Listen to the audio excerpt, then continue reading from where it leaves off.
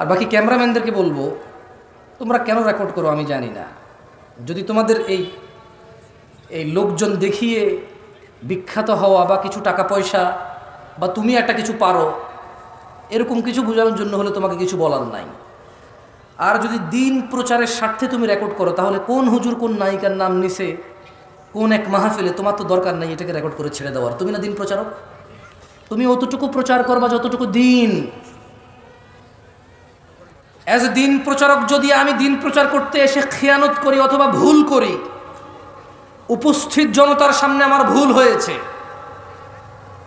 কিন্তু তুমি ক্যামেরা যেটা বন্দী করেছো, তুমি তো ফেসবুক এবং ইউটিউবে চাও দিন প্রচার করতে, আমার ওই ভুল প্রচারে কিসের দিন প্রচার আছে বলো? তুমি তো জানো এটা দিন না।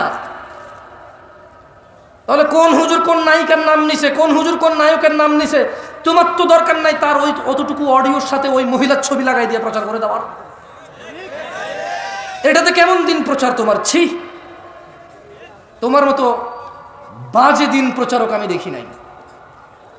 ওই লোক যে প্রতিদিন মাহফিল করে, ওই লোক যে প্রতিদিন ঘন্টা কথা বলে, 2 ঘন্টা কথা বলে, ওই লোক যে ঠিকমতো ঘুমাইতে পারে না, খাইতে পারে না, নিজের স্ত্রী সন্তানের দেখা পায় না মাহফিলের সিজনে, ওর কতটুকু মস্তিষ্ক শান্ত বা কতটুকু মস্তিষ্ক অশান্ত, শারীরিক কি কন্ডিশন, অথবা কথা বলতে গিয়ে যদি সে কারো সৌন্দর্য উদাহরণ দিতে গিয়ে যদি সেটা ভুল উদাহরণ দেয়, যদি একটা অগ্রহণযোগ্য উদাহরণ দেয়, যদি একটা অসুন্দর উদাহরণ দেয়, তোমার কি এমন, তুমি কি এমন দিন প্রচার করছো যে ওর অতটুকু অংশকে কাট করে প্রচার করে দিবার বলবো দিন প্রচার করতেছো?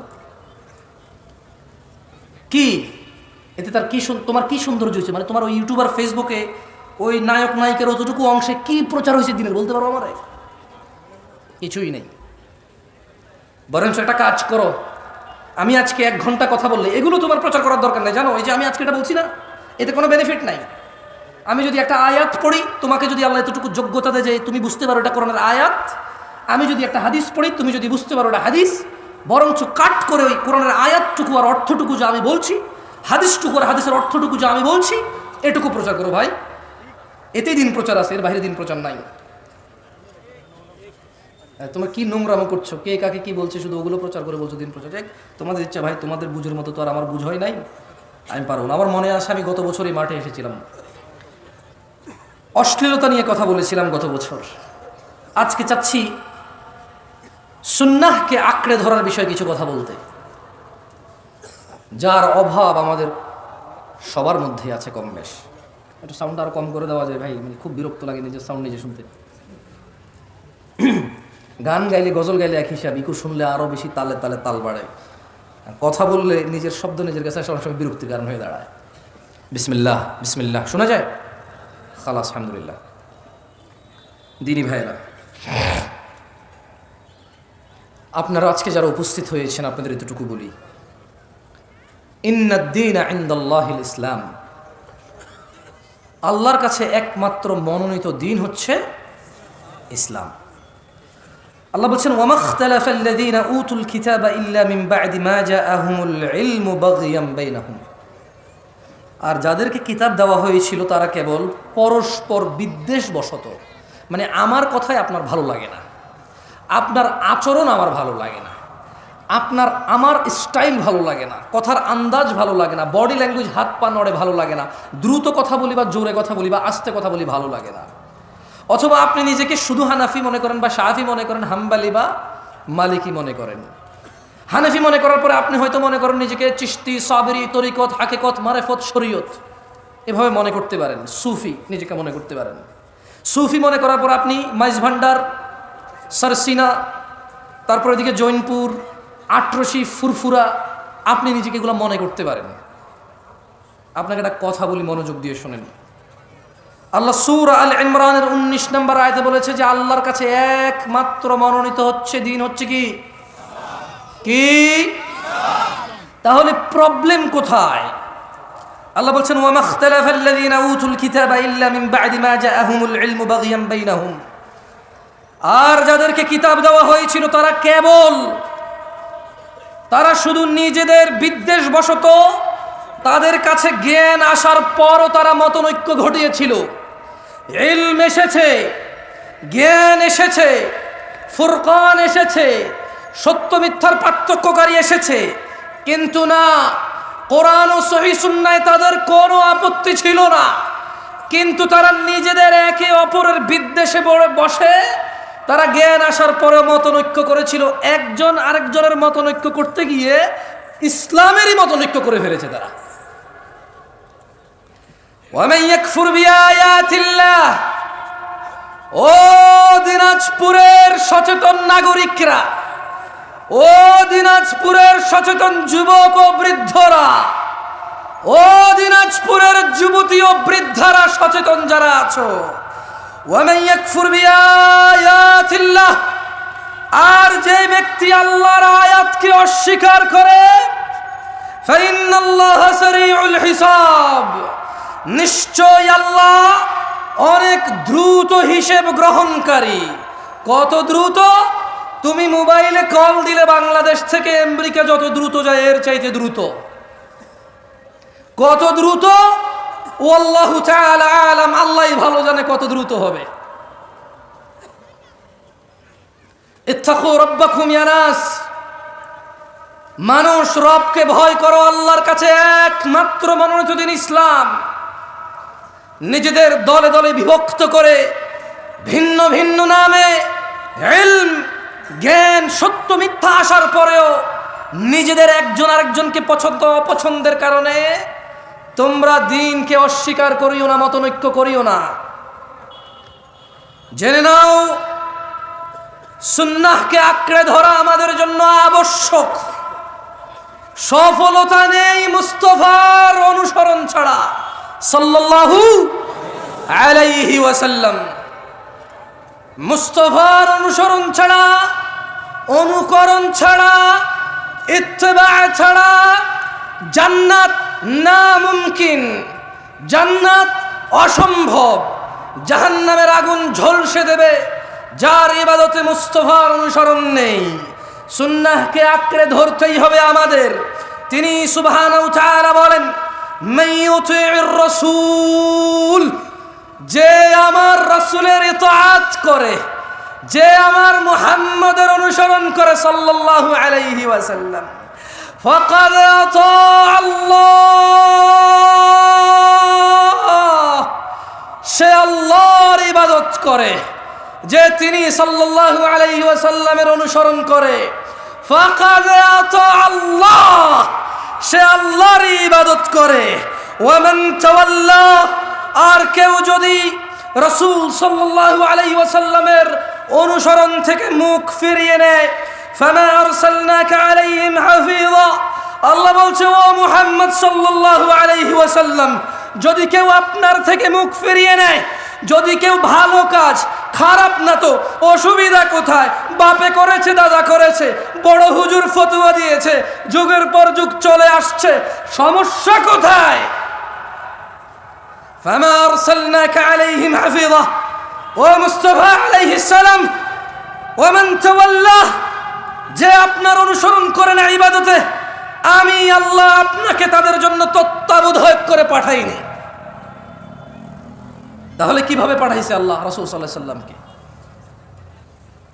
কিভাবে রাসূল সাল্লাল্লাহু আলাইহি সাল্লামকে আল্লাহ পাঠাইছে? কিভাবে, মানে আমরা কিভাবে নেব ওনাকে?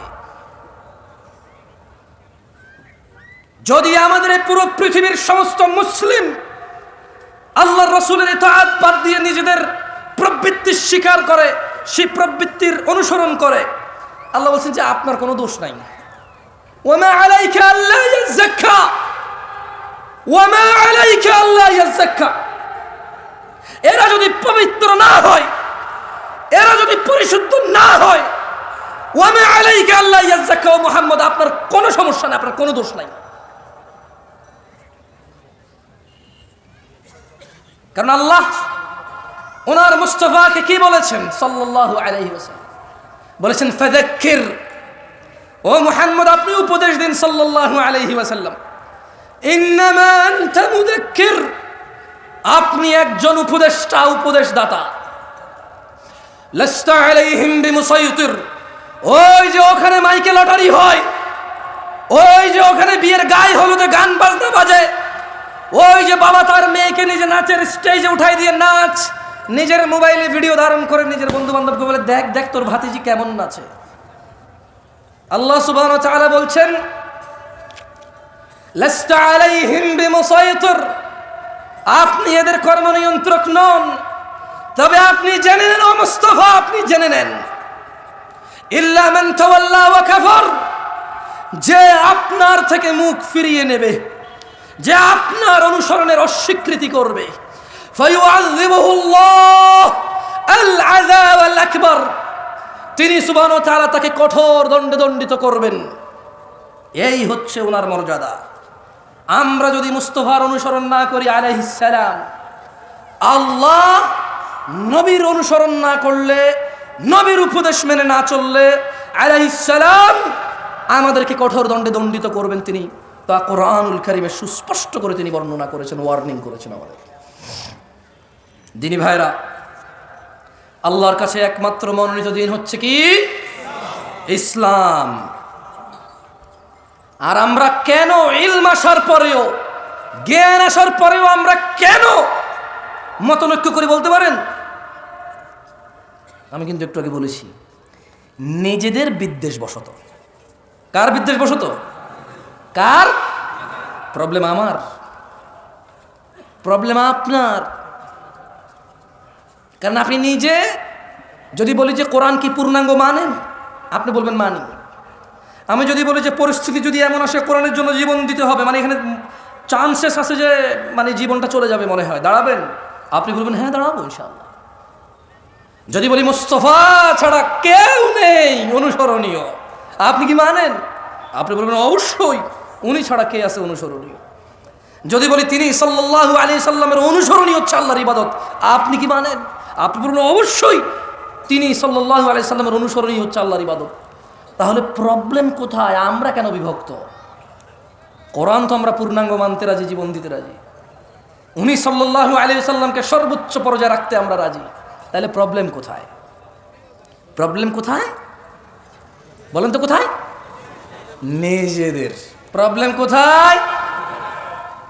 হানাফির, শাফির, মালিকির, হাম্বলির, চিশতির, সাবেরির না, নিজেদের। মানে আমার প্রবলেম। প্রবলেম কার?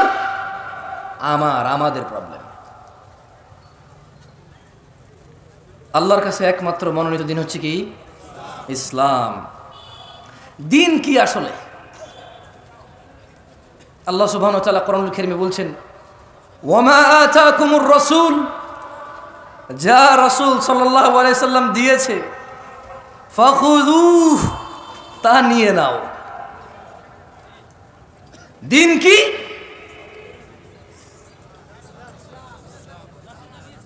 একটু মনোযোগ দিয়ে শুনিয়েন ভাই। বাংলাদেশে মোটামুটি আলহামদুলিল্লাহ যারা যারা আমাকে ডেকেছে এবং আমি যেখানে যেখানে গিয়েছি সবাই বুঝে গিয়েছে আমি 40-45 মিনিটের বেশি কথা বলার ক্ষমতা রাখি না জ্ঞানের দিক থেকে। তবে আলহামদুলিল্লাহ দাঁড়াইতে পারবো অনেকক্ষণ, বক বক বক কিসা কাহিনী বললে বহুতক্ষণ বলা যাবে। তবে নর্মালি বক্তব্য আমার 40-45-50 মিনিটেরই হয়। আপনাদের বিরক্ত করব না। এরপরে ফজিলাতুল শেখের সমাপনী বক্তব্য আপনারা শুনে যাবেন ইনশাআল্লাহ। আপনাদের যাতে কষ্ট না হয়, উনি আমাকে মাইকটা ধরার পরও ছেড়ে দিয়েছে, আমরা কি ওনার ইজ্জত করবো না? আপনাদের যাতে কষ্ট না হয়, উনি মাইকটা ধরার পর আমাকে ছেড়ে দিয়েছে, আমিও ইনশাল্লাহ খুব শীঘ্রই ওনাকে ওনার মাইক আবার ওনাকে ওনার মাইক ওনার কাছে দিয়ে দেব। আপনারা ইনশাল্লাহ আছেন তো? ইনশাল্লাহ। ভাই তোমাদের যদি বলি একটু বসতে, তোমাকে মাইন্ড করবো, বহু দূর থেকে আসছি, বিশ্বাস করো সকাল 10টায় গাড়ি তুলছি আমি। না না না না, দাঁড়ায় থাকতে যদি কমফোর্টও দাঁড়ো, তবে বসলে ভালো হবে আর কি, সুন্দর হয়। থাকে না একটা জিনিস, একটা সৌন্দর্য থাকে না। আর যদি ঠান্ডা লাগে দাঁড়ায় থাকতে ভালো লাগে, টোটালি ফাইন। আমি নিজেও দাঁড়ায় আছি, তোমার বসতে বললে বলবো যে আপনি নিজেও দাঁড়ায় দেওয়ার কথা বলছেন, তো তাইলে ভাই আবার দরকার নাই ভাই আবার। ঠিক আছে, আল্লাহ আমাদেরকে, আল্লাহ তাআলা আমাদের উপর রহম করুন, আমিন। বলেন তো দিন কি? ওয়ামা আতাকুমুর রাসূলু ফাখুযুহু, রাসূল যা দিয়েছে তা নিয়ে নাও। ওয়ামা নাহাকুম আনহু ফান্তাহু, যা থেকে তিনি নিষেধ করেছেন তা তোমরা বর্জন করো। ওয়াত্তাকুল্লাহ, আর তোমরা আল্লাহর তাকওয়া অবলম্বন করো। ইন্নাল্লাহা শাদীদুল ইকাব, ও মানুষ নিশ্চয়ই আল্লাহ শাস্তি দানে অনেক অনেক অনেক অনেক অনেক অনেক অনেক বেশি কঠোর। আল্লাহ শাস্তি দাঁড়িয়ে অনেক কঠোর।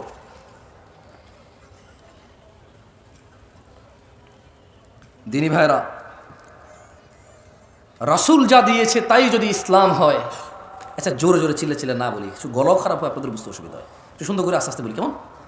আচ্ছা, রাসূল যা দিয়েছে তা যদি নিয়ে নিতে হয় কোরআনের আদেশ অনুযায়ী, রাসূল যা নিষেধ করেছে তা যদি ছেড়ে দিতে হয় কোরআনের আদেশ অনুযায়ী, তাহলে রাসূল সাল্লাল্লাহু আলাইহি ওয়াসাল্লাম দিয়েছে কতটুকু? মানে তিনি আসলে আমাদেরকে কতটুকু দিয়ে চলে গেছে? আছে আছে আছে আছে। আন আব্দুল্লাহ ইবনে মাসউদ রাদিয়াল্লাহু আনহু قال, সাহাবীর নাম কি? একটু মনোযোগ দিয়ে শুনেন, আমি মাঝে মধ্যে আপনাদের প্রশ্ন করব, মার হাবা ঠিক এগুলো আমার দরকার নাই, শুধু আমি যে প্রশ্ন করি ওই প্রশ্নগুলো মাঝে মধ্যে যদি অ্যান্সার করেন আমি বুঝতে পারবো যে আমি বলছি আল্লাহর জন্য, আপনারা শুনছেন কার জন্য। একটু মানে ভালো লাগবে বুঝতে পারলে যে আপনারা আছেন আমার সাথে। কেউ বসে বসে ব্যবসা বাণিজ্যের টাকা পয়সার হিসাব, প্রেমিকার নাম্বার ব্লক করে দিছে, আর একটা আইডি খুলছেন, তারা রিকোয়েস্ট পাঠাইছেন, অ্যাড করছে কিনা, মানে এইসব হিসাবে আপনারা নাই, ওয়াজে আছেন, তাহলে আমি বুঝবো, বুঝছেন।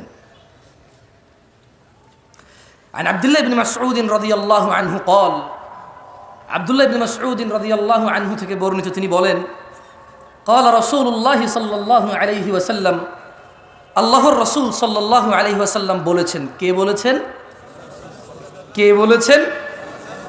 হাদিস বর্ণনা করতেছেন কোন সাহাবী? এর জোরে বলেন, কোন সাহাবী? বর্ণনা করতেছে কে? আব্দুল্লাহ ইবনে মাসউদ। তিনি বলছেন যে আল্লাহর নবী সাল্লাল্লাহু আলাইহি ওয়াসাল্লাম বলেছেন, ইন্নাহু লাইসা শাইউন ইউকাররিবুকুম ইলাল জান্নাতি ইল্লা ক্বাদ আমারতুকুম বিহ। আমার উম্মতরা, ও মানুষ, পৃথিবীবাসী, তিনি সাল্লাল্লাহু আলাইহি ওয়াসাল্লাম বলছেন যে নিশ্চয়ই এমন সকল কিছু, এমন, আপনারা অনেকে কিন্তু আশহাদু আন্না মুহাম্মাদার রাসূলুল্লাহর পরে এভাবে করতে দেখেন কাউকে, রাইট? আমি হাসতে বলছি ভাই, বলছি দেখেন কিনা, বলবেন হ্যাঁ বানা, এটাই তো সৌন্দর্য, দেখেন কিনা, দেখেন না? আচ্ছা, আমি শুধু ছোট্ট একটা উদাহরণ দিলাম। অনেকে আশহাদু আন্না মুহাম্মাদার রাসূলুল্লাহ বলে কি করে, এরকম করে, আমি দেখেছি আল্লাহু আ'লাম। মানে সুন্নাতে মুহাম্মদ রাসূলুল্লাহ সাল্লাল্লাহু আলাইহি ওয়াসাল্লাম ওয়াহী ভিত্তিক এই নিয়ে কোনো তথ্য আছে কিনা, আমার এমনিতে জ্ঞান কম, আমি জানি না, যেহেতু আমার পড়াশোনা কম, জ্ঞান কম, পড়াশোনা কম, হয়তো আমি ওটুক পর্যন্ত পৌঁছাইতে পারি নাই। যদি আপনাদের কারো কাছে কোনো তথ্য থাকে এই বিষয়ে, সুন্নাহ অনুযায়ী, কি অনুযায়ী? সহি সুন্নাহ অনুযায়ী যদি থাকে বলিয়েন, আমরা করবো ইনশাআল্লাহ। আমরা কেন ছেড়ে দেবো? দাড়ি রাখছি, মানুষ দাড়ি ফেলে দেয় স্মার্ট হওয়ার জন্য, সুন্দরী বউ পাওয়ার জন্য, চাকরি বাকরি করার জন্য, ভালো সুন্দর নিজের পরিবেশন করার জন্য। আমরা ওই জিনিস স্যাক্রিফাইস করে দিছি, দাড়ি রেখে দিছি সুন্নাহকে ফলো করার জন্য। তার আশহাদু আন্না মুহাম্মাদুর রাসূলুল্লাহ বলে চুমা খেতে অসুবিধা কোথায়? যদি এতে কোনো নেকি থাকে কোরআন সুন্নাহ থেকে, অসুবিধা কোথায় ভাই? কোনো অসুবিধা আছে? আমরাও করবো ইনশাআল্লাহ। আমি আবার বলি, মনে কষ্ট নিয়েন না, খারাপ কিছু বলি নাই, বলেছি সহিহ সুন্নাহ অনুযায়ী হাদিস দিয়ে সাব্যস্ত এর কোনো বেনিফিট। যেমন ধরেন হাদিসে আছে কেউ যদি সুবহানাল্লাহ বলে আসমান আর জমিনের খালি জায়গা পূর্ণ হয়ে যায়, এরকম কোনো বেনিফিট যদি এর থাকে বলিয়েন, আমরা মানবো, সমস্যা কোথায় ইনশাআল্লাহ। আচ্ছা যাই হোক, দিন হচ্ছে আল্লাহর নবী যতটুকু দিয়েছে অতটুকু গ্রহণ করা, যতটুকু নিষেধ করে যতটুকু বর্জন করা। তাহলে আল্লাহ নবী দিয়েছে কতটুকু? আব্দুল্লাহ ইবনে মাসউদ রাদিয়াল্লাহু আনহু থেকে বর্ণিত, আল্লাহ নবী সাল্লাল্লাহু আলাইহি ওয়াসাল্লাম বলছেন যে নিশ্চয়ই এমন সকল কিছু যা তোমাদের সবাইকে জান্নাতের নিকটবর্তী করে, জান্নাত পর্যন্ত নিয়ে যায়, আমি সব কিছুর নির্দেশ দিয়েছি, একটাও বাদ দেই নাই। সুবহানাল্লাহ। কয়টা বাদ দেয় নাই? কয়টা? একটাও বাদ দেয় নাই তিনি। এবং তিনি বলছেন ওয়ালাইসা শাইউন ইউকাররিবুকুম ইলান নার, এবং এমন সকল কিছু যা তোমাদেরকে জাহান্নামে প্রবেশ করাবে, জাহান্নামের কাছে নেবে, ইল্লা ক্বাদ নাহাইতুকুম আন, প্রত্যেকটা জিনিসই আমি তোমাদের নিষেধ করেছি, একটাও ছেড়ে দেই নাই। সুবহানাল্লাহ। তাহলে যা আমাদের জাহান্নামে নিয়ে যাবে তিনি কি একটাও বাদ দিছে নিষেধ করা ছাড়া? যা আমাদের জান্নাতে নিয়ে যাবে তিনি কি একটাও বাদ দিছে আদেশ করা ছাড়া? তাহলে কিসের এত বিভক্তি? এত ভিন্নতা কিসের? তিনি সাল্লাল্লাহু আলাইহি ওয়াসাল্লাম বলছেন, এমন একটা বিষয় নেই যা জান্নাতে নিবে উম্মতকে অথচ আমি আদেশ করিনি। এমন একটা বিষয় নাই যা উম্মতকে জাহান্নামে নেবে অথচ আমি নিষেধ করি নাই। একটা সিঙ্গেল বিষয় নেই। বিভক্তি কিসের? কিসের? কারো কি সন্দেহ আছে? কারো কি সন্দেহ আছে যে উনি কিছু বাদ দিয়ে গেছে? কেউ কি এরকম আস্থা রাখেন, কেউ কি এরকম বিলিভ করেন যে উনার বলে যাওয়া পথের বাহিরে জান্নাত আছে? তাহলে বিভক্তি কিসের? আসেন না, আমি আপনাদের উদ্যত আহ্বান জানাই, যারা আমার যুবক ভাইরা আছেন এবং যারা ম্যাচিওর আছেন এবং যারা আরও একটু বয়স বেশি আছেন, আসেন না একটু কোরআন সুন্নাহ পড়ি এবার। আসেন না এবার রুকু দিচ্ছি কেন দিচ্ছি, সিজদা দিচ্ছি কেন দিচ্ছি, সালাত আদায় করতেছি কেন করতেছি, ডান হাতে খাচ্ছি কেন খাচ্ছি, সালাম দিচ্ছি কেন দিচ্ছি, বাম পায়ে টয়লেটে যাচ্ছি কেন যাচ্ছি, ওয়াজ করতে আসছি কেন আসছি, ওয়াজ শুনতে আসছি কেন শুনছি, বাচ্চাকে মাদ্রাসায় পড়াচ্ছি কেন পড়াচ্ছি, স্কুলে পড়াচ্ছি কেন পড়াচ্ছি, গান শুনতেছি কেন শুনতেছি, কোরআন শুনতেছি কেন শুনতেছি। আসেন না একটু জেনে শুনে করি। আসেন না। তিনি তো একটাও বাদ দেয় নাই যা জাহান্নামে নিয়ে যাবে, সব নিষেধ করছে। তিনি তো একটাও বাদ দেয় নাই যা জান্নাতে নিয়ে যাবে, সব আদেশ করছে। ভিন্নতা কিসের? অবহেলা কিসের? কিসের এত গাফিলতি? মা গররাকা বিরব্বিক, কিসে এত দয়াময় আল্লাহ থেকে আমাদেরকে দূরে রাখছে? কিসে? কি পাইছি আমরা? মা গররাকা বিরব্বিকাল কারীম, এত দয়ালু আল্লাহ থেকে কিসে আমাদেরকে দূরে রাখছে? আল্লাহ আমাদেরকে বোঝার তৌফিক দান করুন। শুনেন, এখন প্রশ্ন হলো, আল্লাহর নবী যদি একটাও বাদ না দেয় যা জাহান্নামে নিয়ে যাবে নিষেধ করা, একটাও যদি বাদ না দেয় যা জান্নাতে নিয়ে যাবে আদেশ করা, আমরা কেন অল্প? কেন আজকে আমরা অল্প? কেন আমাদের ঐক্যতা নাই? এটারও একটা কথা তিনি বলে গিয়েছেন। তিনি বলেছেন, আন আবি হুরায়রা রাদিয়াল্লাহু আনহু, আবু হুরায়রা রাদিয়াল্লাহু আনহু থেকে বর্ণিত, তিনি বলেন আল্লাহ নবী সাল্লাল্লাহু আলাইহি সাল্লাম বলেছেন, সাহাবীর নাম কি? কি রাদিয়াল্লাহু আনহু বলেন ভাই। তিনি বলেন আল্লাহ নবী সাল্লাল্লাহু আলাইহি সাল্লাম বলেছেন, বাদা আল ইসলামু গরীবা, ইসলামের সূচনা হয়েছিল অপরিচিত অবস্থায়। কি অবস্থায়? কি অবস্থায়? আচ্ছা বলেন তো, গায়ে হলুদে যে মানুষটা বিয়েতে গায়ে হলুদ করে, আপনি কি বিশ্বাস করেন সে বুকে পূর্ণাঙ্গ অনুভূতি রাখে যে এটা গুনাহ, এটা ইসলামিক না, এটা অন ইসলামিক, এটা মহাপাপ, জঘন্য নিকৃষ্ট আচরণ বিয়ের মধ্যে হৃদয় থেকে? তার কাছে এত অনুভূতি নাই এটার। মানে আপনি কি মনে করেন এই যে আমাদের বোনরা খোলামেলা চুল, গেঞ্জি শার্ট প্যান্ট পরে ঘুরে, ফেসবুকে ছবি দেয়, জামাই বউয়ের ছবি, রুমের ভিতরের ছবি, মানে কথায় কথায় ছবি, যারা নিজেদের সৌন্দর্য প্রকাশ করে বেড়ায় যে বোনরা, আপনি কি মনে করেন যে সে এটা বিলিভ করে তার পাপ হচ্ছে, সে আগুনে জ্বলতে পারে এই পাপের জন্য? আপনি কি মনে করেন সে বিলিভ করে? এরকম মন থেকে অনুভব করে মনে করেন? এই যে আপনি দাড়ি কাটেন, এই যে আপনি শেভ করেন, এই যে আপনি সিগারেট খান, এই যে আপনি মিথ্যা কথা বলেন, এই যে আপনি বাবা মায়ের উপরে ধমক দিয়ে কথা বলেন, এই যে আপনি কোরআন আজকে 40 বছর বয়স, 50 বছর বয়স, 30 বছর বয়স কোরআন পড়তে জানেন না, আপনি কি এটা বিলিভ করেন যে কোনোদিন আপনি মন থেকে, হৃদয় থেকে অনুভব করেছেন যে আমি একটা মূর্খ, আমি ইসলামের কিছুই জানি না? যদি আমি ইসলামের কিছুই না জানি তাহলে কিসে আমাকে জান্নাতে নেবে আমি সেটাই জানি না। আর এই না জানা আমাকে কোনোদিন কষ্ট দেয় নাই, এই না জানা কোনোদিন আমাকে শিখা পর্যন্ত পৌঁছায় নাই, শিখার আগ্রহ জাগে নাই আমার কোনোদিন। আপনি কি মনে করেন আপনি এটা বিলিভ করেন? মনে করেন না, এটা এরকম না। বাদা আল ইসলামু গরীবা, ইসলামের সূচনা হয়েছে কি অবস্থায়? অপরিচিত অবস্থা। আপনি কি মনে করেন কোনো মা তার বাচ্চা যখন ক্লিন শেভ করে, এদেশে কয়টা মা মনে করে তোর গুনাহ হয়েছে রে বাপ, তোর গুনাহ হচ্ছে? কয়টা মা মনে করে এরকম? বলতে পারেন আমাকে? মায়ের নাম তো আমনা। মায়ের নাম কি? আমনা, সলেহা। ওর মায়ের নাম বিলকিস, ওর মায়ের নাম জুলাইখা। কিন্তু জুলাইখা কি কোনোদিন কল্পনা করেছে, কোনোদিন অন্তরে ভেবেছে, ছেলেকে যখন ক্লিন শেভ দেখেছে, ছেলের যখন দাড়ি কাটা দেখেছে, জুলাইখা কি কোনোদিন বলেছে ইন্না লিল্লাহি ওয়া ইন্না ইলাইহি রাজিউন, আমার বাচ্চা নবীর সুন্নতকে জবে করে চলে আসছে? ইন্না লিল্লাহি ওয়া ইন্না ইলাইহি রাজিউন। জুলাইখা কি কোনোদিন ভেবেছে লা হাওলা ওয়ালা কুওয়াতা ইল্লা বিল্লাহ, আমার বাচ্চা টাকনুর নিচে প্যান্ট পরছে, কিয়ামতে আল্লাহ 3 ব্যক্তির উপর দয়া করবে না? এর মধ্যে একজন হচ্ছে যার পায়ের নিচে টাকনুর নিচে প্যান্ট পরে, যে জামা কাপড় পরে। যে জুলাইখা কি কোনোদিন অন্তরে কষ্ট পেয়েছে আমার বাচ্চার সাথে তো আল্লাহ কথাই বলবে না? এদেশের আব্দুল্লাহ, আব্দুর রহমান, আব্দুর রহিমরা, এদেশের জামশেদরা কি কখনো এরকম নিজের বাচ্চার টাকনুর নিচে প্যান্ট দেখে কি কখনো কল্পনা করেছে হায় রে আমার আদরের সন্তানটার সাথে আল্লাহ কথাও বলবে না, দয়াও করবে না, রে কি করলো আমার ছেলে? এই দেশের জামশেদরা, আব্দুল্লাহরা, আব্দুর রহমানরা, এই দেশের আব্দুল করিমরা কখনো কি নিজের ছেলেটা ফজরে ঘুমিয়ে আছে ভেবেছে যে আমার বাচ্চাটা মারা গেলে জাহান্নামে চলে যাবে সলাতের হেফাজতকারী না বলে?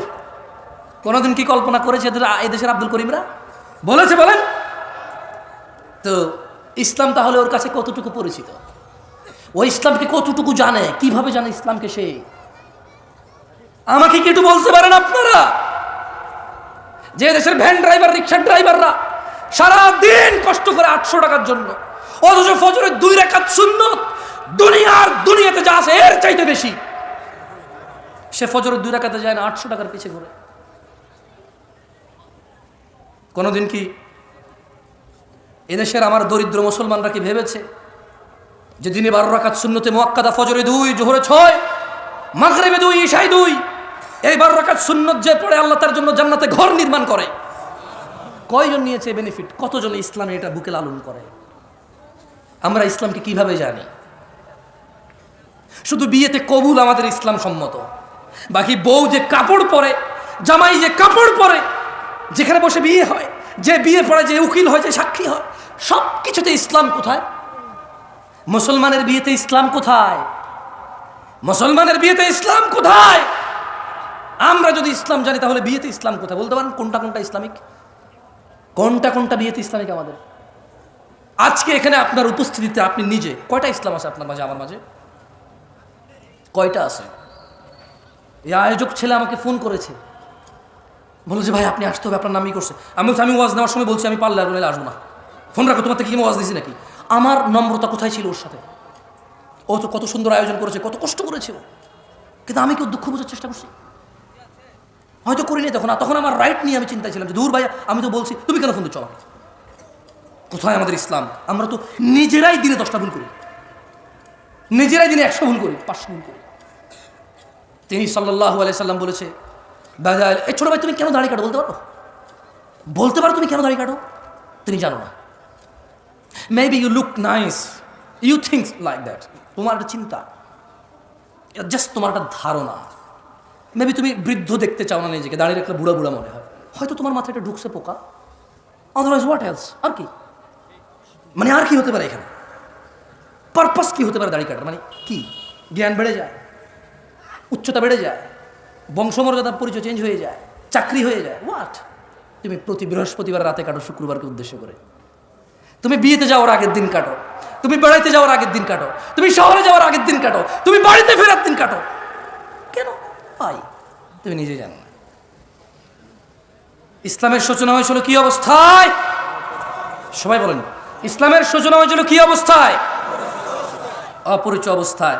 আল্লাহ নবী সাল্লাল্লাহু আলাইহি সাল্লাম বলছেন, বাদা আল ইসলামু গরীবা, ইসলামের সূচনা হয়েছিল অপরিচিত অবস্থায়, ওয়া সায়াউদু কামা বাদা গরীবা, অচিরেই, নিকটে, শীঘ্রই এটা আবার আগের মতো অপরিচিত হয়ে যাবে। খুব শীঘ্রই ইসলামটা ঠিক আগের মতো অপরিচিত হয়ে যাবে। আজকে মুসলমানের বিয়েতে ইসলামই খুঁজে পাওয়া যায় না, আজকে মুসলমানের পড়ালেখার বিদ্যালয়ে ইসলাম খুঁজে পাওয়া যায় না, আজকে মুসলমানের ঘরে বাবা মা আর ছেলে মেয়ের ভিতরে ইসলাম খুঁজে পাওয়া যায় না, আজকে হুজুরদের ভিতরে ইসলাম খুঁজে পাওয়া যায় না। ইউটিউবার বক্তাদের বক্তব্য জনসম্মুখে প্রচার করে মানুষকে দিন শিখানোর এক নৈতিক ও এক কঠোর এবং বিশাল লাভজনক দায়িত্বে যারা নিয়োজিত, যারা নিজেরাই এই দায়িত্ব নিয়েছে, কেউ ওদের বলেনি তুমি ভিডিও করে ছাড়ো আমার ভিডিও ইউটিউবে। নিজে নিজে দায়িত্ব নিয়েছে দিন প্রচারের, অথচ প্রচার করে শুধু যতটুকু ভেজাল, যতটুকু ভুল, যতটুকু বেশি মানুষ দেখবে ততটুকু, যতটুকু ইসলাম অতটুকু নয়। বক্তা এমন বক্তব্য দেয় যে বক্তব্যের শ্রোতা ঠিক বলবে, ও জিজ্ঞেস করবে ঠিক কিনা, ব্যাস বক্তা যখন তার দান লাগবে একরকম বক্তব্য দেয়, যখন লোকজনকে কান্না করাবে তখন একরকম বক্তব্য দেয়। এগুলো তার মুখস্থ, তার মনের ভিতরে অনুভূতি কিচ্ছু নাই। আমি এখানে ওয়াজ করতে আসছি, আপনারা শুনতে আসছেন। কত নবী রাসূল কিয়ামতে উঠবে যাদের উম্মতি থাকবে না হয়তো, অথচ আপনারা এতজন মানুষ আসছেন, স্টিল আমি আপনাদেরকে ধমক দিয়ে কথা বলতেছি। ভাই, এটা তো আল্লাহর পক্ষ থেকে নিয়ে আমার যে আলহামদুলিল্লাহ, আমি দুটা কথা বলবো, মানুষগুলো শুনতে আসছে ইসলাম। আমার উচিত ছিল আপনাদের সাথে আরও সুন্দর, আরও মোলায়ন, আরও কোমলতা দিয়ে কথা বলা। কোথায় পারলাম আমি আমার কোমলতা? মনে হচ্ছে যেন আপনারা আসছেন এটা ঠেকায় পড়ছেন। আমি একবারটা আসছি কই থেকে বিমানে চড়ে, আমি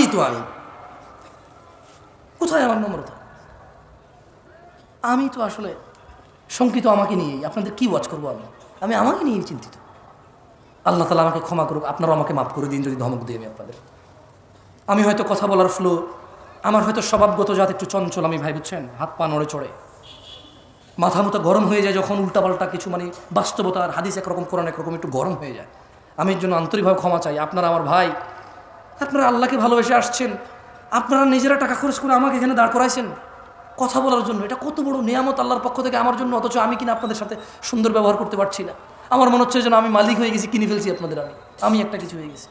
আল্লাহ আমাকে ক্ষমা করুন, আপনারা আমাকে মাফ করে দিন। কেমন ইসলামের পরিচয় হয়েছে কি অবস্থায়? আবার কোথায় ফিরে যাবে? সবাই বলিয়েন তো, আবার কোথায় ফিরে যাবে? কবে কবে কবে? আমাদের বিয়েতে আমরা ইসলাম পাই? আমাদের ঘরে ইসলাম আছে? মা প্রতিদিন খেয়াল রাখে তার বাচ্চা স্কুল মাদ্রাসায় গেছে কিনা, মা প্রতিদিন খেয়াল রাখে তার বাচ্চা হোমওয়ার্ক করছে কিনা। এ মা কি খেয়াল রাখে তার বাচ্চা নামাজ আদায় করছে কিনা? খেয়াল রাখে। কোথায় তার আদর, তার আদরের সন্তানের জন্য? যেখানে কিয়ামতের সর্বপ্রথম হিসাবই হবে নামাজের। ফাইন সলুহাত, যার নামাজ ঠিক থাকবে তা সে জিতে যাবে, সফল হবে। আর যার নামাজ ঠিক থাকবে না সে ধ্বংস হবে, সে লাঞ্ছিত হবে। কোথায় আমার মায়ের চিন্তা, আমার সফলতার? কোথায় আমার মায়ের চিন্তা? যাক দিনী ভাইয়েরা, আমি আবার বক্তব্য বেশি আর দীর্ঘায়িত করব না। আমি আপনাদের এতটুকু বলি, আল্লাহর দরজা চিরদিন খোলা। আমরা সিজদা করি কাকে? রুকু করি কাকে? দোয়া করি কার কাছে? অন্যায় করি কার সাথে বেশি? আমরা একে অপরের সাথে তো একে অপরকে তো সিজদা করি না, করি? তাহলে যা নামাজ পড়েন নাই, যা রোজা রাখেন নাই, যা দাড়ি কাটছেন, যা গান শুনছেন, যা সিনেমা নাটক দেখছেন, খালাস। ইরজিই, আল্লাহর দিকে ফিরে আসেন। ইরজিই ইলা রাব্বিকা রাদিয়াতাম মারদিয়াহ। ও দিনাজপুরের মানুষ, ও দিনাজপুরের আমার বোন ও ভাইরা, ছোট ভাই, সন্তুষ্ট চিত্তে রবের দিকে ফিরে আসো। তোমার পূর্বে কোনো মানুষ বেঁচে ছিল আর চির যুবক ছিল, এটা হয়নি, হবে না। তোমার পূর্বে কোনো মানুষ চির সুস্থ ছিল, এটা হয়নি, হবে না। তোমার পূর্বে কোনো মানুষ কোনোদিন কষ্ট পায়নি, এমনটা হয়নি, এটা হবে না। তোমার পূর্বে কোনো মানুষ বিষণ্ণতায় ভোগে নাই, এমনটা হয়নি, হবে না, তোমার সাথেও হবে না এটা। আসো আল্লাহর দিকে ফিরে আসো, আল্লাহর দিকে ফিরে আসো। দুটো চারটা মেয়ের সাথে কথা বলেছ, অন্যায় হয়েছে, তুমিও জানো আমিও জানি, কিন্তু তোমার রবের আহ্বানে সাড়া দাও, রবের আহ্বানে সাড়া দাও। ভাই আমার, থামো, যেখানে আছো থামো। ইল্লা মান তাব, রব বলছে যে আল্লাহর কাছে তওবা করে, ওয়া আমানা, ঈমান আনে। আমরা কি আল্লাহর কাছে তওবা করতে রাজি আছি? ইনশাআল্লাহ। রব বলছে ইল্লা মান তাব, যে তওবা করে, যে অপরাধ থেকে আল্লাহর কাছে ফিরে আসে। ওয়া আমানা, কার প্রতি ঈমান আনে? ওয়া আমিলা আমালান সালিহা, এবং যে সৎ কর্ম সম্পাদন করে। ফাউলাইকা ইউবাদদিলুল্লাহু সাইয়্যাতিহিম হাসানাত। আল্লাহ বলছে অপরাধীর অপরাধ যতই হোক না কেন, আমি তার সমস্ত গুনাহকে নেকিতে পরিবর্তন করে দেব। ভাই, তুমি তোমার অপরাধকে নেকিতে পরিবর্তন করো। This is your only chance. এটা তোমার একমাত্র সুযোগ, এই পৃথিবী, এই জীবন, এই নিঃশ্বাস, এই সুস্থতা, এই স্বাধীনতা, এই সুস্থতা, এই স্বাধীনতা, এই যৌবন, এটা তোমার একমাত্র সুযোগ গুনাহকে নেকিতে পরিবর্তন করার।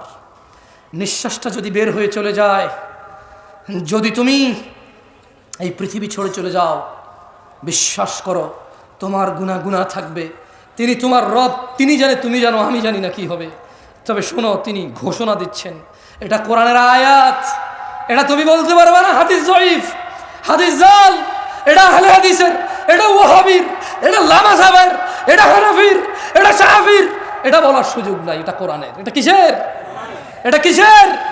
তিনি বলছেন গুনাহ থেকে ফিরে এসে তওবা করে ভালো কাজ করলে সমস্ত গুনাহ নেকিতে পরিবর্তন হবে। This is your only chance brother. আমি এর চেয়ে বেশি তোমাকে আজকে আর ওয়াজ করতে পারবো না। আমার কাছে আর কোনো ওয়াজ বাকি নাই। আমার এখানে লেখা আরও আছে প্রায় 2 পৃষ্ঠা, বলা যেত, কিন্তু আমি সমীচীন মনে করছি, আমি বিচক্ষণতা ভাবছি যে আমার মনে হচ্ছে এই জায়গায় আমার স্টপ করা উচিত এখন। কেন? আমি আমার ভাইদের বলে দিছি, তোমার জীবনের গুনাহ যেটাই হোক না কেন, নেশা সংক্রান্ত, জানা সংক্রান্ত, নামাজ সংক্রান্ত, গান বাজনা অশ্লীলতা সংক্রান্ত, তুমি যদি আজকে থামো, যদি দৃঢ় পরিকল্পনা করো যে না, যা হয়েছে হয়েছে, খালাস, যদি আমি মারা যাই তাহলে আমার সর্বনাশ হয়ে যাবে, যদি আমি মারা যাই আমার সর্বনাশ হয়ে যাবে, আমি বরং থামি, মাপ চাই, কিছু ভালো কাজ করি, আর বলবো ইয়া আল্লাহ, আমি থামছি তোমার ভয়ে, আমার চাইতে তুমি ভালো জানো, সো আমি তোমার প্রতি ঈমান আনছি, এবার আমার গুনাহকে নেকিতে পরিবর্তন করো ইয়া আল্লাহ। আকুলু কাউলি হাযা ওয়া আস্তাগফিরুল্লাহ লি ওয়া লিসাইরিল মুমিনিনা ওয়াল মুমিনাত ফাস্তাগফিরু ইন্নাহু হুয়াল গফুরুর রহিম। আমি আল্লাহর কাছে আমার জন্য ক্ষমা চাই, আপনাদের জন্য ক্ষমা চাই। আল্লাহ তাআলা আমাকে এবং আপনাদের সবাইকে ক্ষমা করে দিন। আমার ত্রুটি তিনি মার্জনা করে দিন, আমার ত্রুটি তিনি ক্ষমা করে দিন। আমার অসংলগ্নতা, আমার আচরণের খারাপ যেই উদাহরণগুলো আছে যা আপনাদের কষ্ট দেয়, যারা আপনারা আমাকে ভালোবাসেন, ছোট ছোট ভিডিওতে যখন আমার কিছু অন্যরকম আচরণ আপনাদের কাছে আছে 10 সেকেন্ড 5 সেকেন্ডের, আপনারা যারা কষ্ট পান, আমি আপনাদেরকে কষ্ট দেওয়ার জন্য আমি ক্ষমা চাই, আপনারা আমাকে মাফ করে দিয়েন। আমি সবাইকে অনুরোধ করব, ফজিলতুল শেখ ডক্টর মুজাফফর বিন মুহসিন হাফেজাহুল্লাহর মূল্যবান বক্তব্য পেশ করার জন্য ওনাকে অনুরোধ করব, আর আপনাদের অনুরোধ করবো ইনশাআল্লাহ, আমি আছি, বসছি আমি ইনশাআল্লাহ।